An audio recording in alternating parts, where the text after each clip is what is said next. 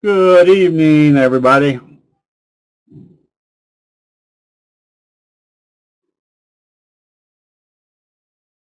The old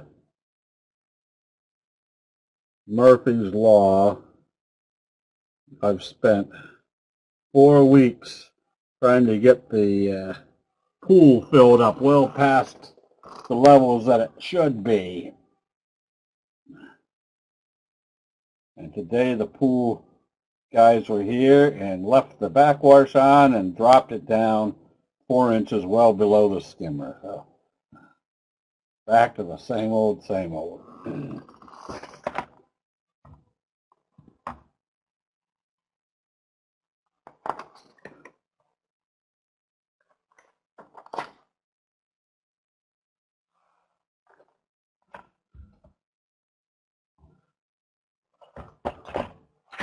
Well,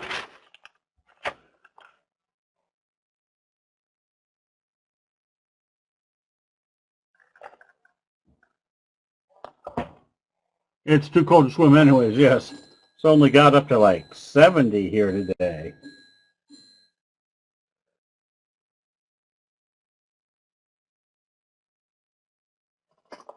But I've spent more time fooling around with the pool this summer.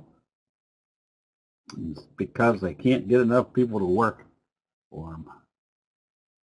Okay, blue candles again, Bill. Wait till we change it and see if that fixes things.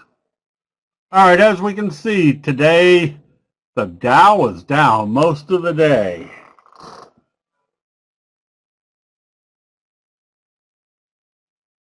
Then going into the latter part of the day, it started coming back up.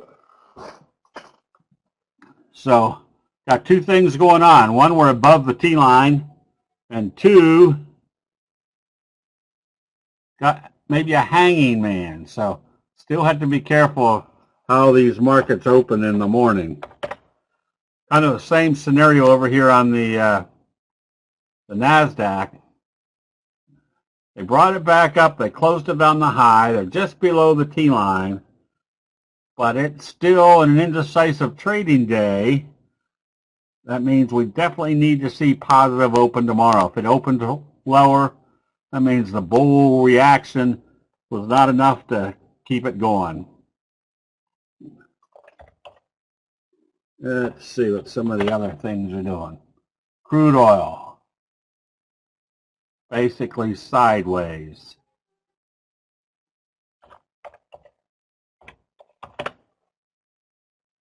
Gold has popped back up a little bit.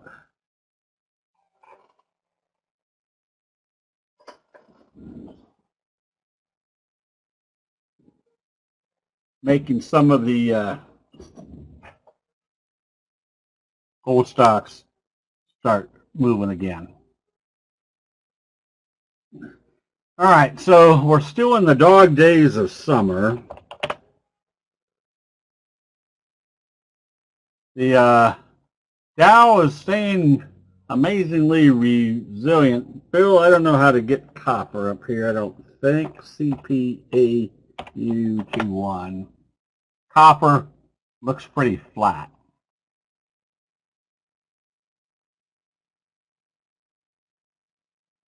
Not any real major trend.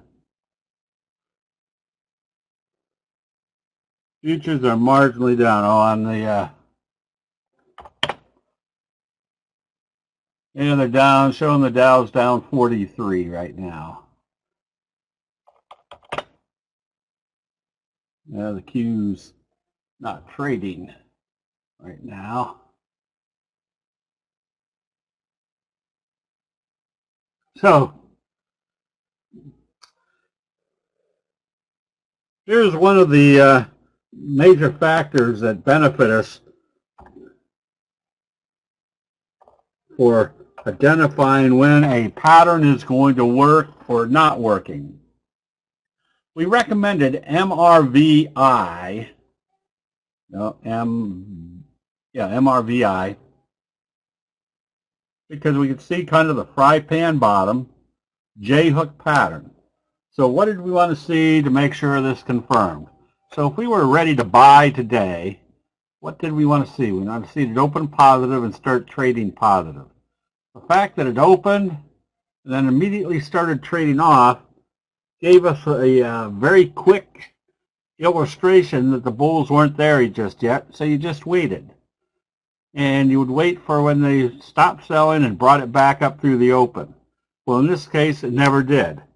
So that is one of the factors of candlestick logic.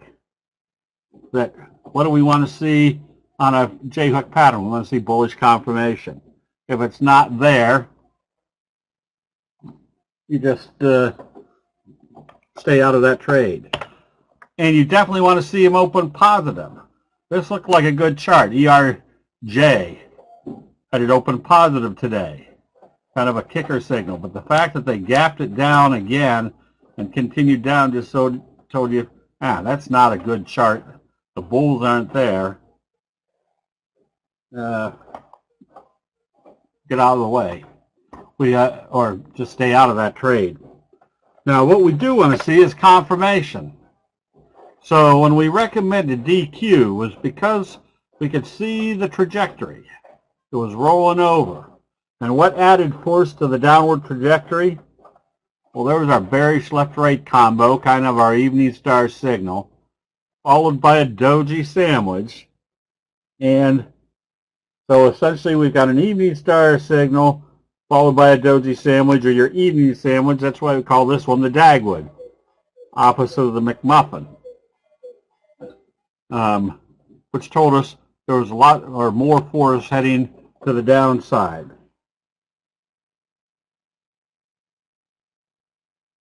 And somebody wanted an explanation of the message. The message is when you see a pattern breakout, there was kind of our fry pan bottom. We recommended this on positive trading. Except they gapped it way up. Probably something you don't want to chase after. And then you saw it selling off. Not a good looking chart, but we still call this the message, because what is the message here? They gapped it way up. There's a new interest in this stock. Then there's profit taking. So the scenario is, if there's new interest in this stock and there's profit taking, what do? We wait for the profit taking to be over and see if it that's when you start buying. Yes, and Jim's putting up the difference between a message and a belt hold is, but they gapped this up and they brought it back down. Not anywhere near the previous trading range. That tells you now you wait for that profit taking to be over, look for the upside. The difference on a belt hold would be they gap it way up and they bring it back down into the trading range. That's a completely different scenario. That's a bearish combination. Okay, so we've got patterns that are working. INVA, you can see the J-hook pattern is still in progress. And what is the added benefit of the visuals of candlesticks? Because look what the dojis did, right smack dab at the T-line. Told you they weren't going to go back below the T-line, giving you the prospect of a J-hook pattern. ARRY.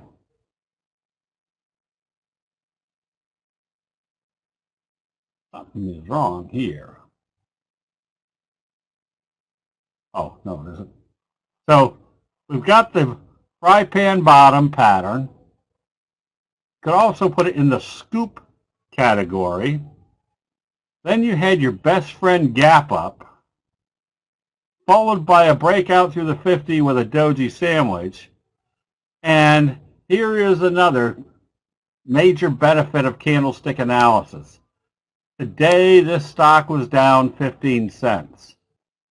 Most people would say, well, it was selling off. But what we could see is they opened it down here and they were still buying above where it opened. That's not a sign of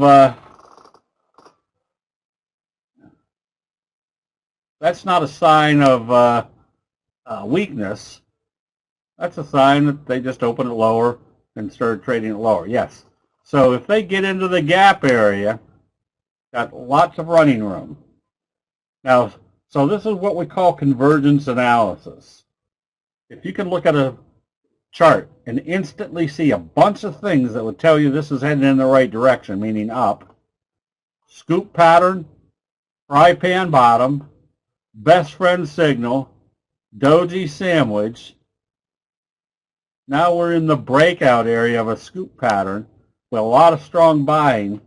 That's everything you can put into your visual analysis and see almost instantaneously that this has the prospects of going much higher.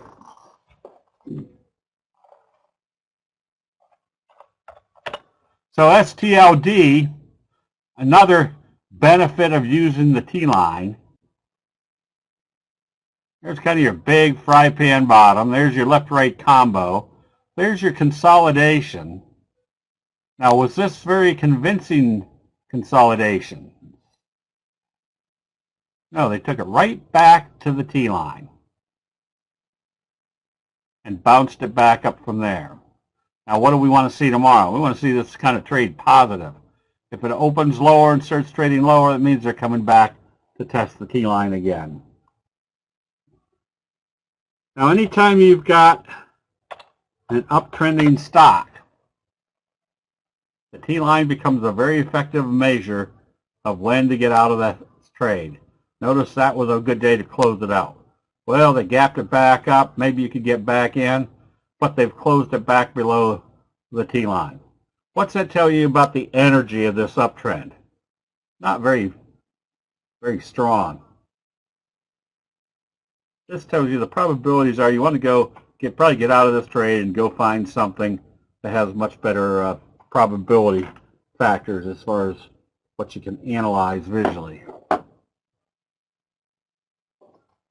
Right now, there's another element that kind of tells you what might be happening in the market. And that's just kind of a common sense element, which is if you can do your scans and you know on a normal day, if you're in an uptrend, there should be a lot of good bullish signals. Well, if there's not that many good bullish signals and you're getting much better results on the bearish side, that means underlying factor in your total analysis is that the sellers are starting to take control. So as we saw in the Dow, it did a hanging man today. Looked pretty bullish that it closed up near the high end of the range. But at some point today, I'll go back to the Dow, or even go back to the NASDAQ, which is more. The fact that they sold it off, and everybody's getting nervous, and then they took it back up. Well, if they open this lower, confirming that they aren't heading up, that means everybody that was nervous here is going to be nervous again. They might start pulling the plug, getting out of long positions. So as you can see, the trajectory, even though it's slow up, is very slow. You're getting sell signals in here. And that's why doing the scanning process every night, that if you're coming across much better short positions than long positions, and you can see that the market in general is getting a little bit dicey, just assume the obvious, that if the good charts are bearish charts, it means things are starting to click with the sellers or the selling, but they're activating a little bit more sentiment to the downside. So we recommended shorting SOFI today because of the kicker type signal. I don't even want to say kicker type, the kicker signal to the downside. Anytime we see something that is illustrating a sell, like we did over here in LPI and it closed below the T-line and it hasn't come back up above the T-line, how long should you wait to close a position at a loss? It's not so much the loss, John. It's what is the chart telling you? Is there a specific one that you're referring to? If I bought this one up here, this is telling me they aren't going up, close it out. Sound?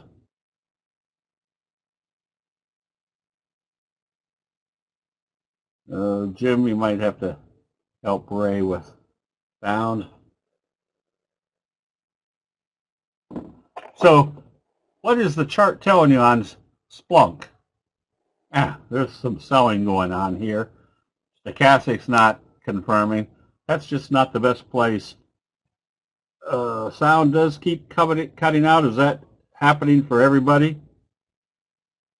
Maybe I'm just hemming and hawing too much. So this is what we're looking for. First of all, which direction is this trend going? It's down. And what is our signal that tells us there's some strong selling? There's your doji gap down, your bearish best friend. So even though you're in the oversold area, you can see kind of the dumpling top, which is the opposite of a fry pan bottom, and the force to the downside. Yeah, if you're having problems with your sound, best thing to do is go up to the round or the circle X up in the right hand part of your screen, click it, log out, and log right back in. Maybe you get a better connection.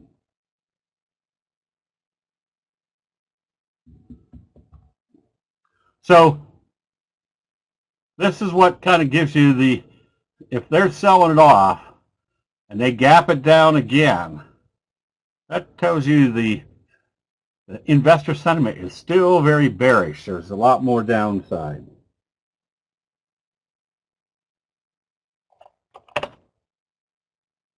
If you have signals, like we saw in DQ, Dagwood, that's more information that you've got downside. TWOU. There's your doji gap down. And what was the one element that told you this was time to be shorting? They could never get it back up above the T line.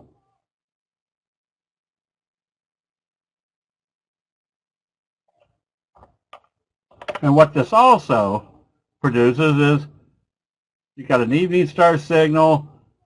If you're short, where does the probability start changing? When we can see that we're in the oversold area, everybody and their brother can see that it's now hit the 50 and it's doing dojis. And what do we know about the nature of a doji? Indecision. So if we're short, what's our trading strategy from this point? If you want to stay short, it better open lower and trade lower, telling you the 50 is not acting as support. If it opens positive, what's our doji rule? It's going to move in the direction of how they open after the doji. And if they're doing it right smack dab off the 50 in the oversold area, what's it tell you about your probabilities of a short position? It's time to take profits, move on to something with better probabilities.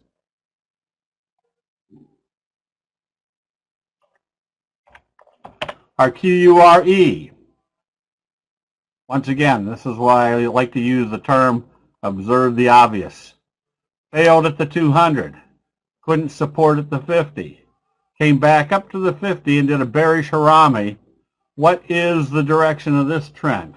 Obviously down, and obviously every time they come up to a major resistance level, you can see a sell signal. Where do you think your next likely target's going to be? Probably target number 1 here, and target number 2 coming back down to the bottom of that trend, with probabilities increased by the fact that they failed at a level that everybody was watching, the 50, and your stochastics heading down. That still creates a good prospect that this could head all the way down into this area. We shorted lemonade on Friday because there was the break of this level. There was your wave 1. There's your kind of your dumpling top wave 2. and then they broke this level. There's your wave 3.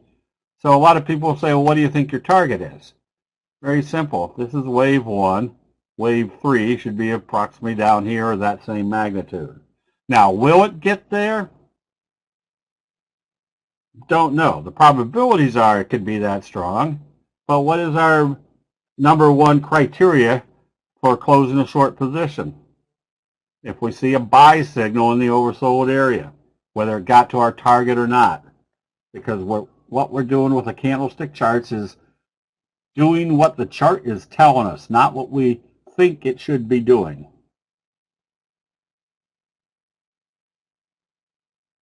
So this one's been a good one. Laser.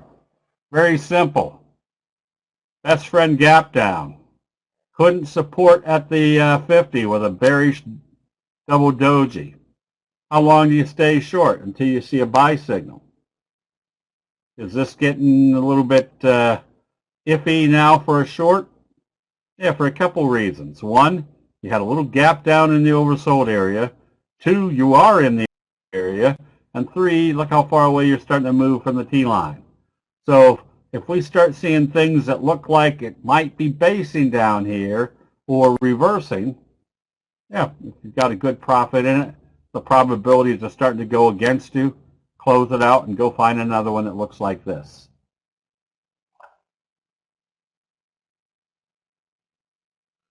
So lithium, here is an example of,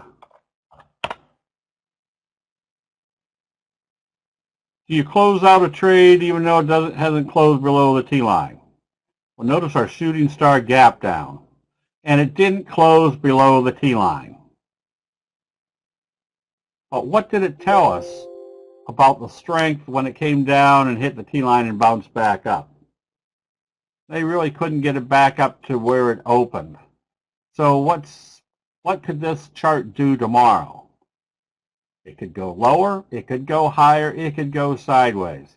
Stochastic's rolling over, you have a shooting star gap down. Now you're just hoping that the T-line's going to hold and head up. Now if you're trading options, you have to say to yourself, all right, do I have any good probabilities here based upon this chart? Well, they opened it here and couldn't bring it back up to the open. That's a little bit, that tells me my probabilities now are, I'm just hoping that it goes in the right direction. That's a little bit different than this same type of chart, except the difference between Steel Dynamics was they closed it above the T-line after bouncing off, they closed it above where it opened after they bounced it off the T-line. Now you've got a little bit better inclination that they took it down and now they brought it back up. Better probabilities they could trade this one higher. And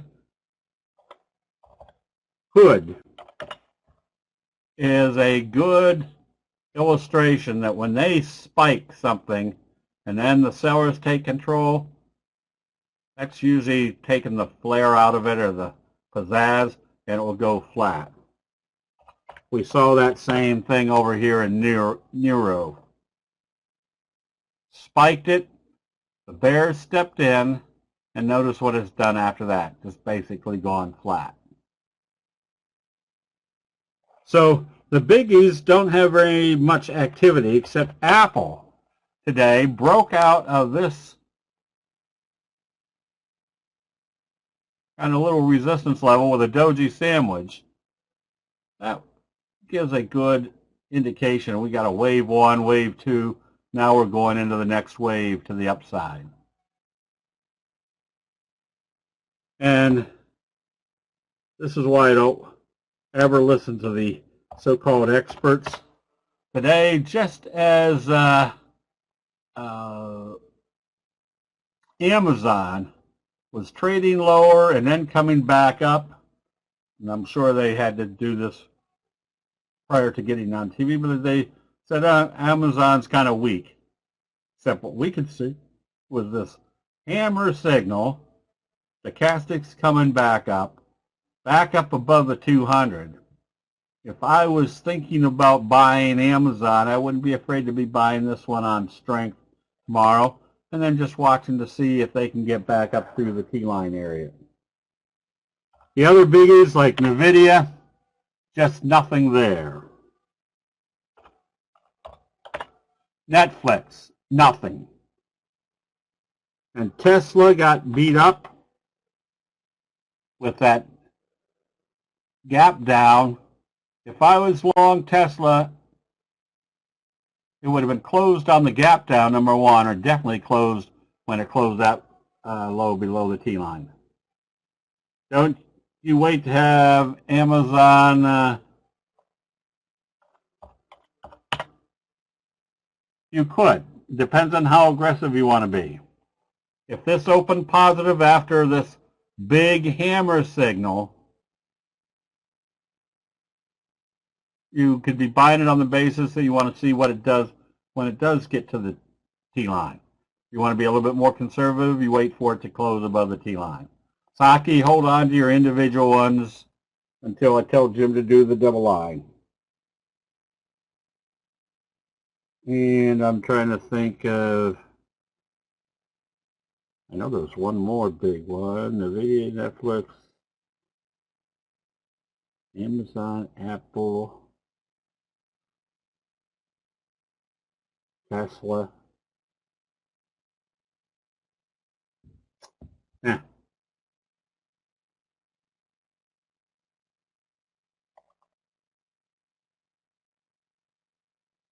And no, I didn't forget Facebook. Facebook's just not a very good trader. Facebook really hasn't had anything for short-term trading.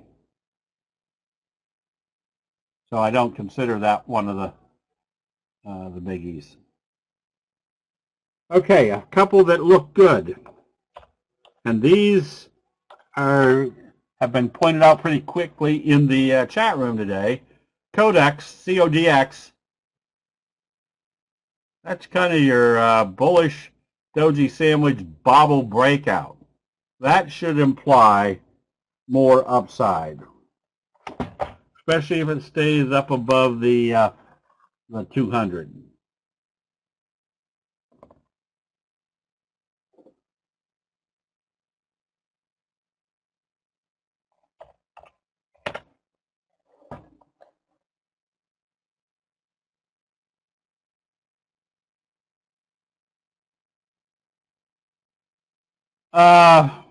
Here's your best friend signal. Doji gap up through this downtrend. So DOX, you can just stay long as it stays above the T-line. But this is illustrating how the best friend signal is a good power signal. CCRN, there's your big bullish engulfing. And what does this chart basically tell you? They couldn't ever close it below the T-line. This one has good prospects. Now you're in the classic fry-pan bottom J-hook type pattern.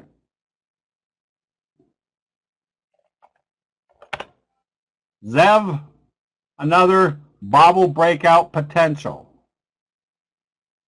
And I always become more attentive on a chart analysis that bounces right off the T-line. That's much more compelling than just a chart that's reversing. Whose handwriting is this? And then another J-hook type pattern. But if this trade's positive, more upside.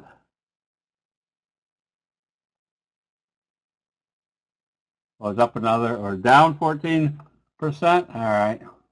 Means if it's down 14%, it's down in this range. Let's take a gander here. Obviously, there was news.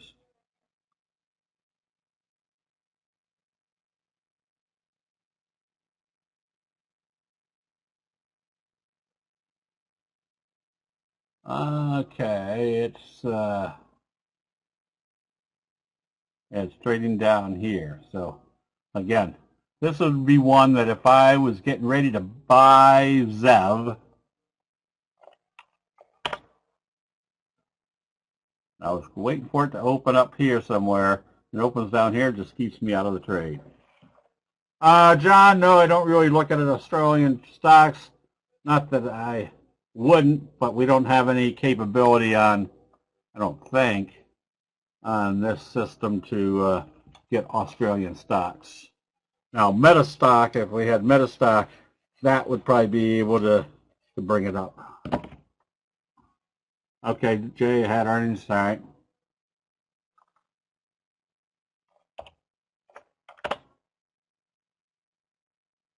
And 5, you can see the J-hook pattern setting up. That was along the same lines as our recommendation on INVA, the J-hook pattern setting up.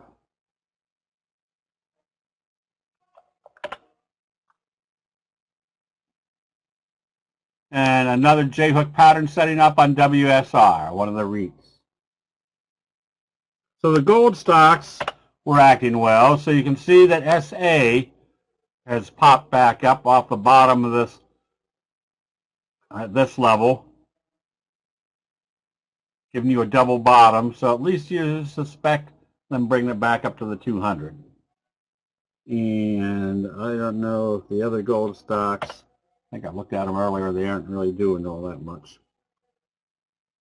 Now on the short side, those are more intriguing. When you see something like this, and then they start gapping it down through support, remember what happens the further they take this.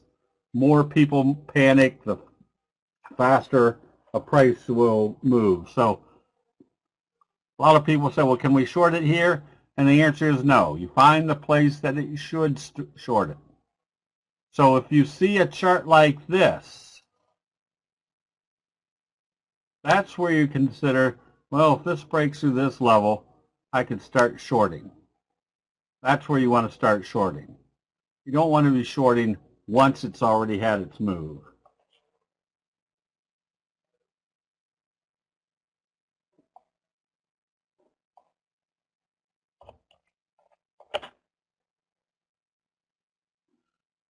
When you have something like this, now you've got a wave 1, wave 2, bearish best friend, wave 3. This is what you're looking for. Even though you're in the oversold area, you're getting a strong selling, telling you they aren't supporting here anymore. Wave 1, wave 2, look for wave 3 to come down here, giving you probably about a 30% downside potential.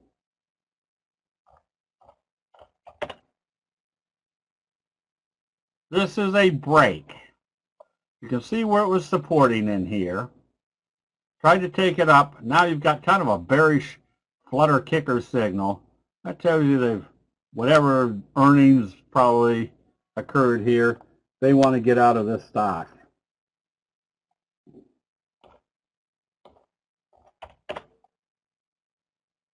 Same scenario on GTBP.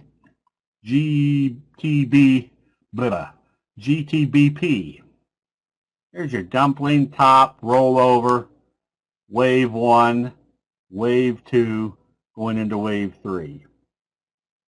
These are all sortable, provided we don't wake up tomorrow and the pre-market futures are showing the Dow is going to open up 140 points.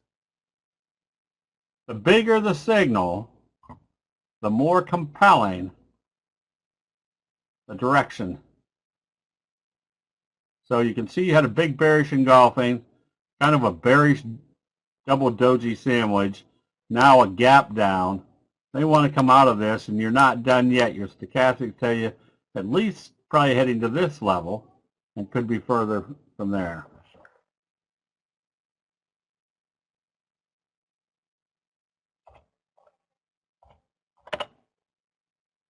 The bigger the signal, and this is what we call observe the obvious. Look where they failed, right smack dab at the 200. You could also pretty much see there was a resistance level right here that coincided with the 200. And then when they sold it off hard back through the T-line, I told you they gave up the ghost. They pulled the plug. That's where you start looking for more downside. The stronger the sell signal, the more compelling it is there's going to be more downside. Another one where you've got wave 1, wave 2 with kind of a bearish scoop pattern. Another one you could do shorting on weakness.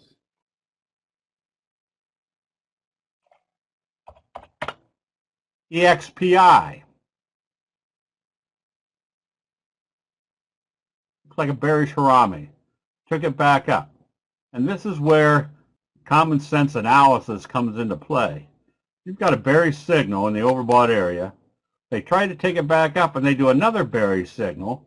Well, if one bearish signal says the bears are looking to take control, probably the second bearish signal is more confirmation the bears are in control. I would suspect they're going to at least bring it back down to this level, and then you don't know if they're going to continue to take it down past that level or not. So at least if I've got something that tells me I've got a downside target, it might not be a big percentage move away, but if it goes to that level, it's still confirming the sell signals. I can always see what it does once it gets to that support level. Should you combine candlesticks to make a doji? No. Why? The dojis are already telling you what you want to know. Why try to make one? So here's another one where Atom, you can see it was starting to run out of steam up here. Let's make this a little bit bigger. Doji, hanging man, doji, doji. So where is the logical place to put your stop? Right below the low of that last doji. Because logic says if there's enough sell strength in the overbought condition to come back down through the low of the doji, where are they heading to? Back to the T-line. Are they going to bounce off the T-line? We don't know. So take your profits. You can always make another decision if they take it up, or if they open it lower. That pretty much tells you, yeah, there's more downside on this one. On the previous chart, PRPH.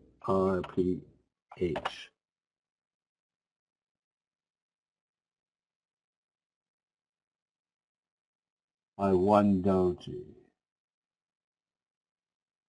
Am I looking at the right one? I guess now. Guess the answer is no. Why combine charts to make a doji? The doji will form themselves.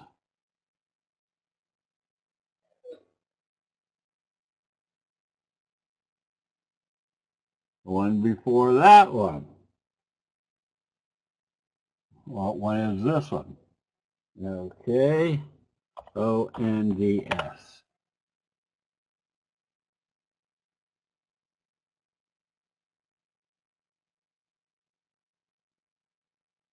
John, I don't know why you'd want to combine things to make a doji. The doji, if you're using the daily charts,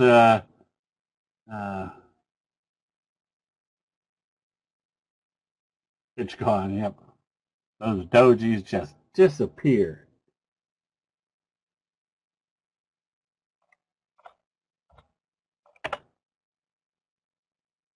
So here's kind of that same scenario. That if you start seeing sell signals, you can hold on until you see it close below the T-line. But again, the bigger that selling, the more convincing it is they're selling this one off.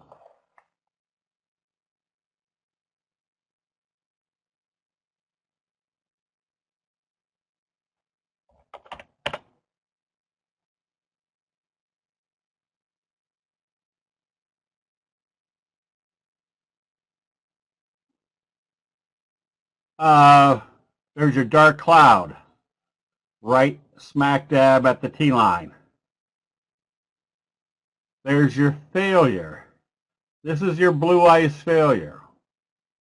Notice how they fell through the ice. They came back up to see if they could find the hole they fell through. They can't, they drown, so if you drown, where you're going? To the bottom of the pond.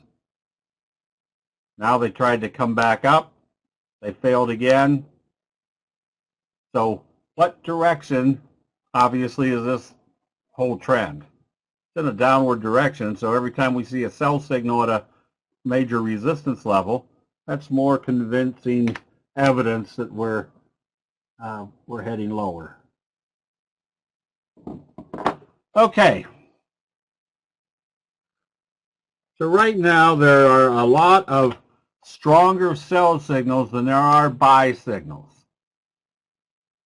So this is the 2+2 analysis.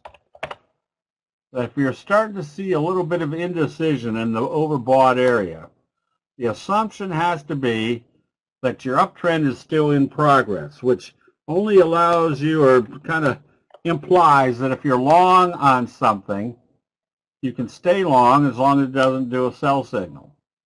But the other side of the coin is, if you can see the indexes are starting to run out of steam, and when you do your scans, and it's I closed out hood puts because I was traveling on Friday. And so I closed them out as they were trading up a little bit, thinking, boy, am I smart. And then as we were traveling, I had the financial news station on the radio, and they said all of a sudden it popped and it was up 6%. I'm thinking, boy, am I smart. Well, tomorrow if this opens lower, I'll buy puts again on this one. And this one also falls into that category that when you see a spike, when the spike is over, it usually goes pretty flat or continues its slow down trend. Okay, I think that's about all I got for tonight. Are there any general questions on candlesticks?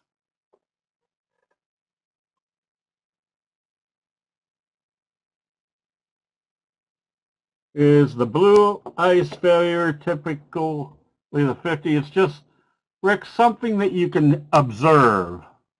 Now I forget which one it was. It's just something that you can observe that you know everybody else is watching, like the 50 or the 200. Some cases it might be the 34, and in our case we got a little bit better visuals using the T-line. But it's usually something major, like the 50 and the 200.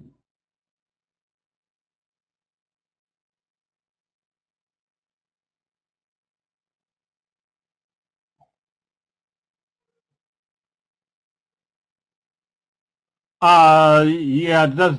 The blue ice failure is more of that it's likely the 50, and I didn't name it. It was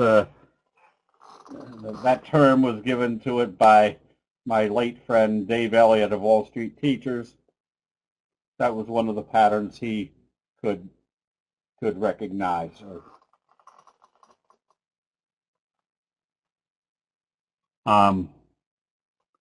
And we can see it much more easily because once it came up and tried to get through the 50, look at the failure. The failure was a bearish engulfing signal. Okay, so I guess with that, Jim, go ahead and do the double line. And in 4.2 seconds, do the next double line.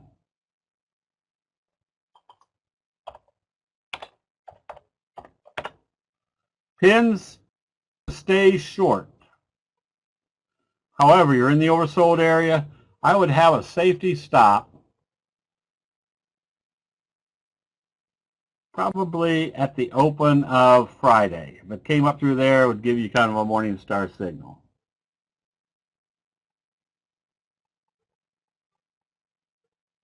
Whoops, I looked away and... Okay, FAS. This one has to open positive to stay in it. Still use, if it comes back down through the T-line, you want to close it out. Figs, you stay long as it stays above the T-line. Why do I do that? Any J-hook pattern setup. You could buy this one on positive trading and just use the T-line as your stop. Lab D, kind of a bobble breakout. You can be buying this one, which would be a indication that the biotechs are starting to sell off. American Tower.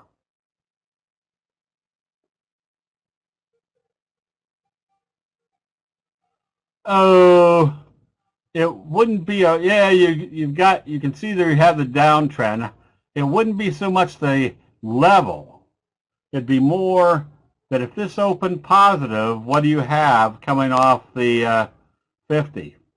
You got something like a McMuffin, a Morningstar signal followed by a doji sandwich breaking out through this level. The fact that it's supported right smack dab off the 50 is more credibility that that's where everybody was stepping in to buy.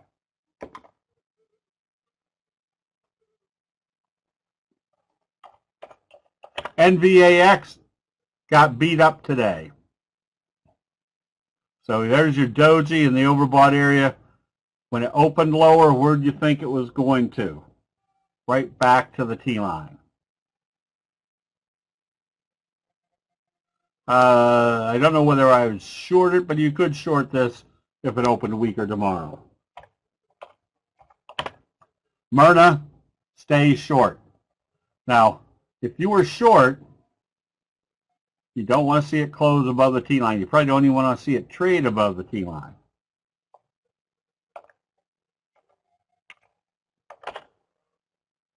Uh-oh.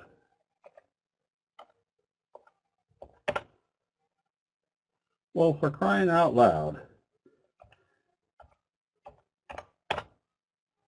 There we go. This one you can get ready to short. Well, you can't because it's below, John, I don't think they let you short stock below $5. Or at least they didn't used to. Murphy, that one is a good short. Because you can see what everybody else is watching. The fact that they did an evening star signal failure right here at the 50 again, and then gapped it down today, if they trade this lower, I'd be shorting it.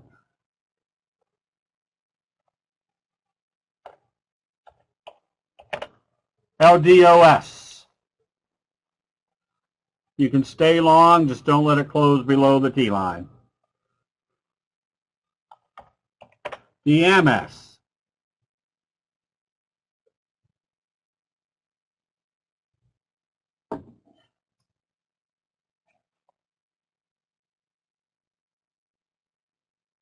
DMS, best friend signal, sold off. If it opens positive and starts trading positive, you can be buying it. This is profit taking. If they open up positive, it tells you the profit taking is over. And that's a good strong chart. Net, I would have closed it out today if I was long. That's kind of an ugly chart. I wouldn't be long or short this one.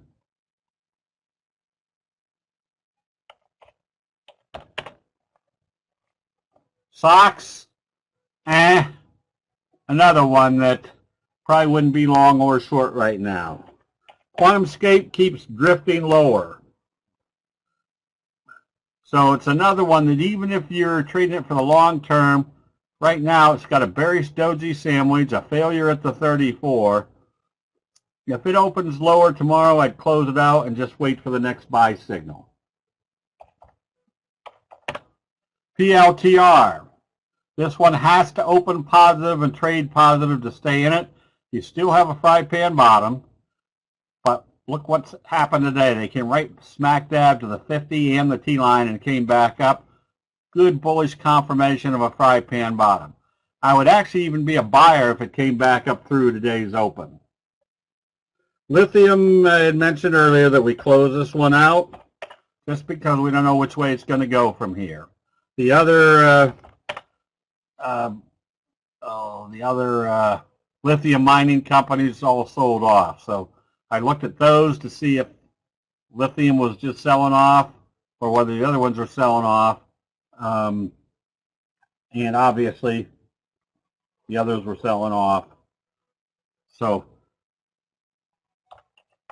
even though LTHM didn't close below the T-line, it doesn't have any good prospects right now. And here's LAC, big bearish engulfing.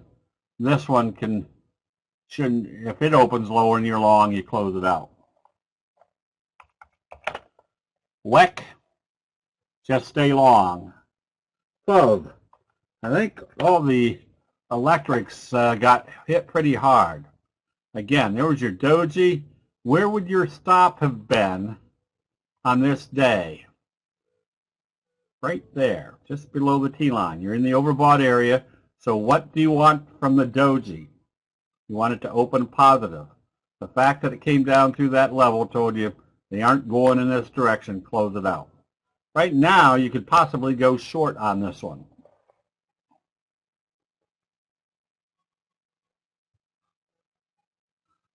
Oh, Rick, I don't know if somebody was supposed to contact you or you were supposed to contact Abraham at candlestickforum.com. I will put this. Why won't this copy anymore? Well, that's a fine howdy do.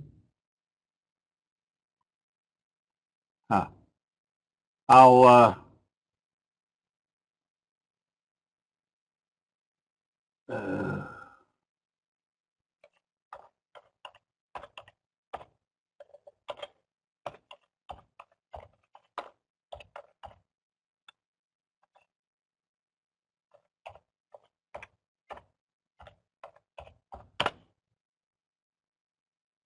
whoops, I typed it in.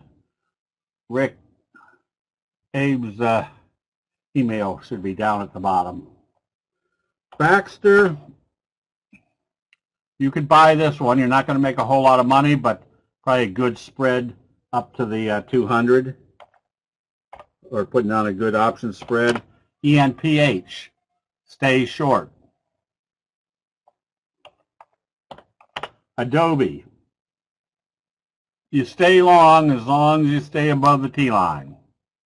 I'd have a safety stop below the T-line right now. The video we did probably would not be long or short this one. And BNTX, yes, you can go short on this kind of double doji confirmation, making the 50 their next likely target. Micron, you can see that you're starting to base. You had a bullish harami today. If I was short, I'd get ready. I'd have a safety stop just above today's high. Caterpillar, not a very exciting stock, but if you're in it, stay long as it stays above the T-line and the 50. I think we did this one. Marna, you can go short on this one on weakness tomorrow. If you have a bullish candle followed by an equally bearish candle combined, it would be a hanging man, but then you get a single candle forming a gravestone doji, which is more important.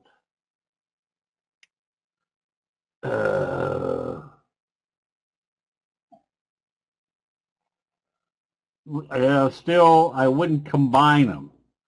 Let the chart tell you what it's doing. Well, Pshaw.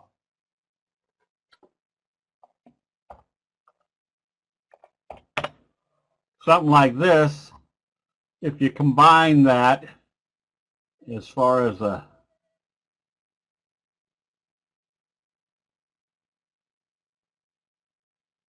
I don't think I can make a 2-day over here.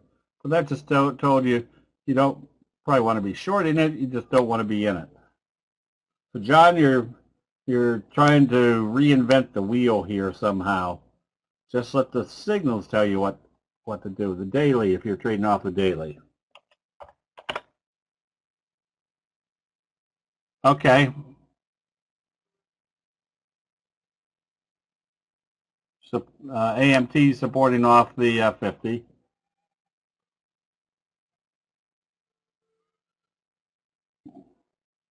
Yeah, now that the big hoopla over COVID is starting to get settled, that there's the vaccines out there.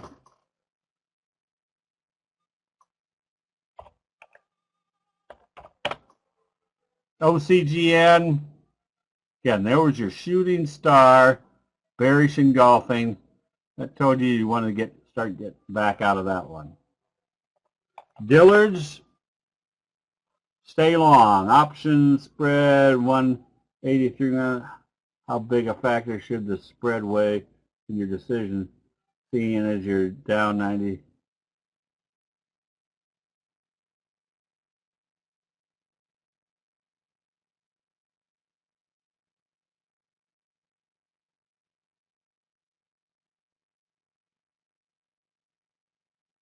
I don't understand the question. Option spread 180 to $3. How big a factor should the spread weight in your decision, seeing as you're down 90 cents to $1.50 per contract? William, I don't understand that question. The option spread should have one price. So I don't understand the question. Now, I wouldn't be afraid to look at option spreads on this. Maybe a 1 or 210, 220 or something. But I wouldn't want that option spread to be worth any more than $4 cost. Or if it's a $5 spread, I don't want to spend any more than $2. And that's just my parameter as far as building in all the probability factors. LDOS, stay long. Why not buy? You could buy. Kind of your double doji breakout to the upside. CWN. John, oh, that's on a different exchange. That won't come up over here. The S&P 500, you just stay long for right now. Wish, there was your failure again at the 50. I would stay short. If I was short, definitely would not be long. We do private training sessions, John, but the private training sessions are a 2.5-day session. We used to do it up at Cuca Lake, but we ran out of places for the house we were renting for the last 8 years to do it. They renovated it and moved it in themselves.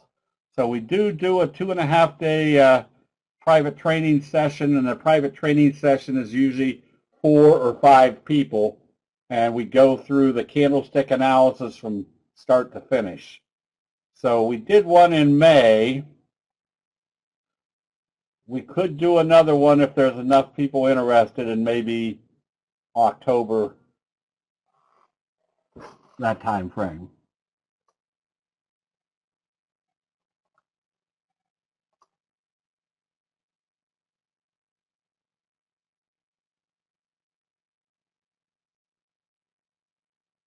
All right, thank you, Bill. You might be meaning the bid-ask spread. Oh, the bid-ask spread. Okay. That's different than doing a spread. Let me go back up.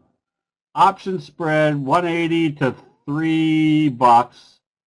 How big a factor? I would go halfway in between because that's probably where the market is. Now, to get on my soapbox, Remember when they cut out commissions? Well, that meant your bid-ask spreads got a little bit wider. So in a case where you're buying a stock at 20 or they're bidding 20, they're asking 20 and 20 cents. Well, the true market is probably at 20.10. But if you put in an order, they get you filled on a good fill at maybe 212 or 213. You say, oh, that's good. They didn't get me in on the bid side. But they probably just bought it at 210 and sold it to you 213. So there was where the commission was built in.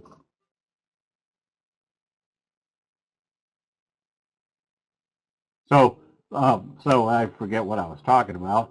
So your bid-ask spread on an option, if they're bidding 2, they're asking 3, you put it in at, what I do is if it's a fairly active trader, meaning trades 600, 800 contracts a day or better, I might put it in at 250.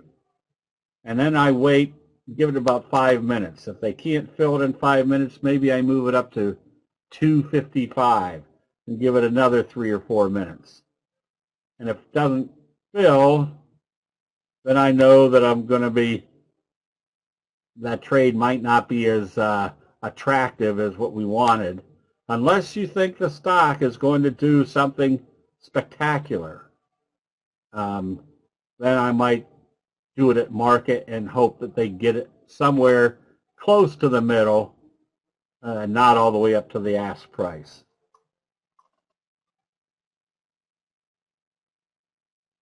T-Mobile was hacked today. All right.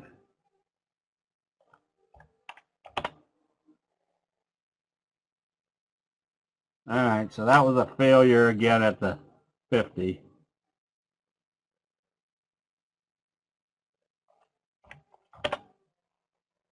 That's a nice J-hook type pattern. If you're buying it on the basis that it's going to stay above the T line. And NVO. And then the C. Nothing. You can't short it because it's below $5. I wouldn't be in this stock. I was thinking online for an hour or 1 hour. I'll have to figure that out, John. I've had a couple people ask that. My problem is I've only got so many hours in the day. So where is Upstart trading right now, Seuss?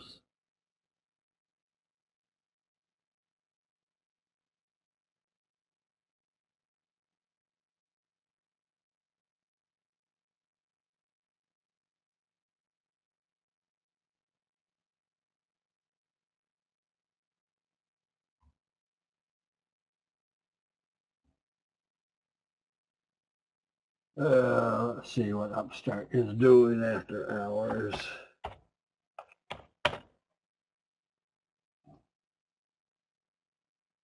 It's off $7.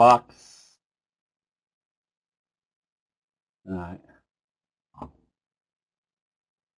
Okay. All right. So I'm probably about 60–70% short right now. So the strategy remains fairly simple. Any of the long positions I still have on, I hold as long as they stay above the T line. But if I'm adding any new positions, I'm looking for the sell in. Okay, that's about all we got for tonight. Still kind of a slow summer market.